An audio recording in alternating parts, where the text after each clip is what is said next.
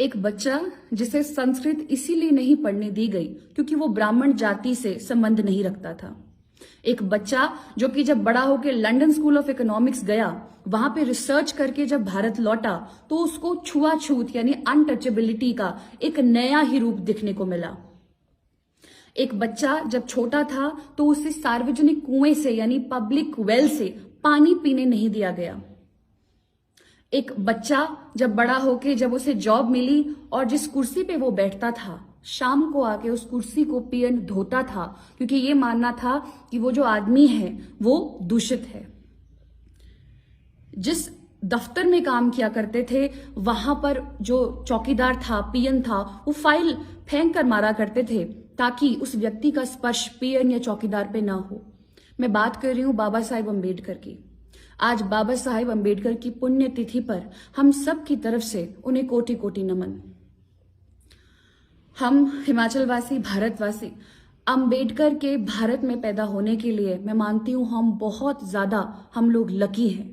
हमें भगवान को धन्यवाद करना चाहिए कि ऐसे इंस्पायरिंग पर्सनालिटी फ्यूचर जनरेशन्स के लिए हमारे पास है, जिनका उदाहरण हम हर बार दे सकते हैं कि लाइफ आपके साथ जो भी करे मायने नहीं रखता, मायने रखता है कि आपके अंदर डिटर्मिनेशन कितनी है।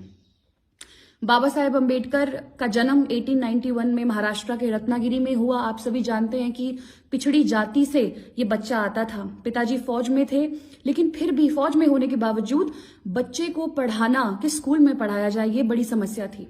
आप सोच रहे होंगे कि मैं जमीन पे क्यों बैठी हूं, मैं आपको बताऊंगी। अंबेडकर जिस स्कूल में उनका एडमिशन हुआ, टीचर्स अंबेडकर को जमीन पे ही बिठाया करते थे। मैं आज वो फीलिंग लेना चाह रही हूं कि हमें कैसा लगता है अगर इस प्रकार से हमारे साथ डिस्क्रिमिनेशन और इनइक्वालिटी हो।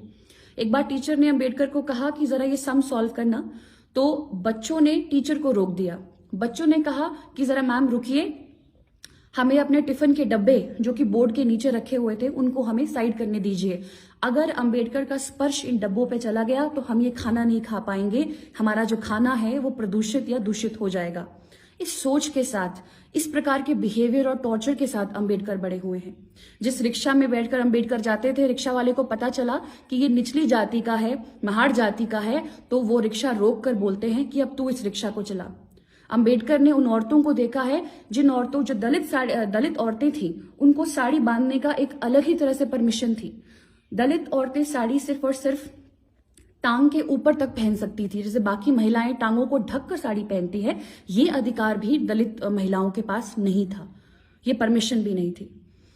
बाबा साहेब अम्बेडकर ने ठानी, और आप जानते हैं ग्वालियर के एक राजा थे जिन्होंने उनको सपोर्ट किया और उन्हें स्पॉन्सर किया, और वो बीए की डिग्री वो कंप्लीट करते हैं। उसके बाद वो न्यूयॉर्क की कोलंबिया यूनिवर्सिटी में जाते हैं और कोलंबिया यूनिवर्सिटी से वो मास्टर्स करते हैं political science, history, sociology, economy, और उसके बाद पीएचडी भी करते हैं। उसके बाद लंदन स्कूल ऑफ इकोनॉमिक्स जाते हैं स्कॉलरशिप लेके, और वहां पे वो एमएससी करते हैं, डॉक्टरेट करते हैं। ऐसी 2 किताबें लिखते हैं जिन किताबों की वजह से आज का modern day Reserve Bank of India जो है वो बना है। उन किताबों का नाम था the problem of rupee and second was the evolution of provincial relations, provincial finances.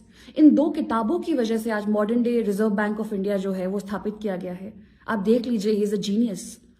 वो एक एमिनेंट स्कॉलर थे, विमेन इमेंसिपेटर थे, पॉलिटिकल लीडर थे, रिफाइंड इकोनॉमिस्ट थे।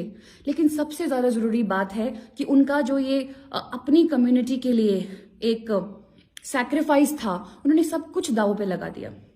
1927 में वो महार सत्याग्रह शुरू करते हैं कि हम अपनी कम्युनिटी के लिए पब्लिकली इन जगहों पे पानी पीने का राइट जो है वो लेकर रहेंगे। पूरी कम्युनिटी को उन्होंने मोबिलाइज किया। आज भी जो जय भीम के नारे लगते हैं वो बाबा साहेब की ही देन है। दलित औरतों को पूरी तरीके से तमीज से साड़ी पहनने का जो अधिकार है वो भी बाबा साहेब ने ही दिलाया है। आप सब जानते हैं कि सेपरेट इलेक्टोरेट की डिमांड जो है वो बाबा साहेब ने उस वक्त की अपनी कम्युनिटी के राइट्स को प्रोटेक्ट करने के लिए। आज रिजर्वेशन की वजह से ऐसे बहुत से लोग हैं जो पिछड़े हुए एरिया से आते हैं, एसटी, एससी, और ये लोग आज समाज में अपनी एक अलग पहचान बनाकर आए हैं।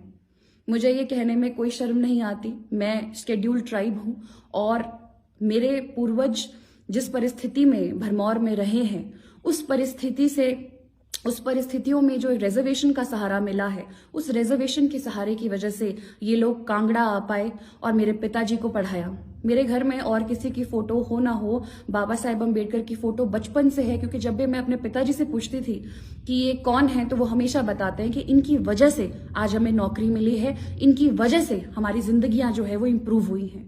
तो मैं धन्यवाद करती हूँ बाबा साहेब का, उनकी इस कन्विक्शन का, जो हमारे कॉन्स्टिट्यूशन के निर्माता है। एज अ वुमन ऑल्सो आज जो राइट्स हम लोगों को मिले हैं वो बाबा साहेब की वजह से हैं। हम अपने राइट्स, बाबा साहेब ने कहा था कि पॉलिटिकल इक्वालिटी से ज्यादा जरूरी है सोशल इक्वालिटी। तो आज बाबा साहेब की पुण्यतिथि पे हम सबको उनको याद करना चाहिए, फ्यूचर जनरेशन्स को उनके मैसेज को देना चाहिए कि अगर आपके साथ अन्याय हो तो आप एकजुट होके उसका मुकाबला कर सकते हैं। धन्यवाद।